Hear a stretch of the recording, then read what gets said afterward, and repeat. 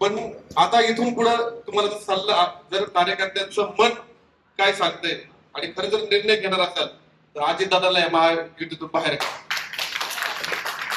अन्याय केलाय त्यांनी सुभाष बापूंवर, अन्याय केलाय राहुल दादांवर, अन्याय केलाय योगेश अण्णांवर.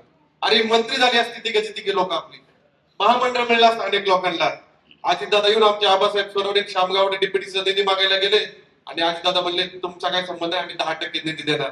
अरे नको आपल्याला सत्ता ही पुढची विधानसभेची, पण अजितदादा असेल तर पाहिजे का सत्ता आपल्याला पुणे जिल्ह्यातल्या कार्यकर्त्यांना?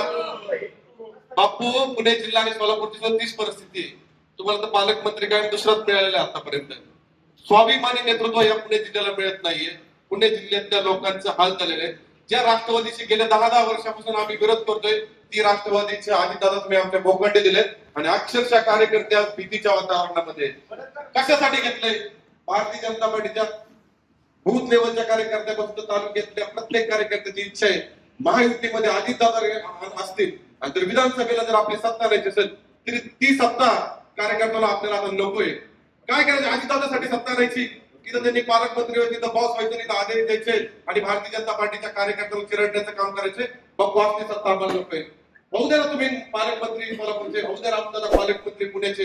आणि त्यांनी पक्ष वाढवलाय कार्यकर्त्यांच्या आंदोलनाच्या. आमच्यावर वीज बिलाच्या विरोधात आम्ही आंदोलन केले, त्याचे गुन्हे आमच्यावर दाखल आहेत. रास्ता रोको आम्ही अनेक वेळा केलाय. आमचे संदीप बाप्पा मोडवे अनेक कार्यकर्ते या ठिकाणी भांडत असतात, लढत असतात.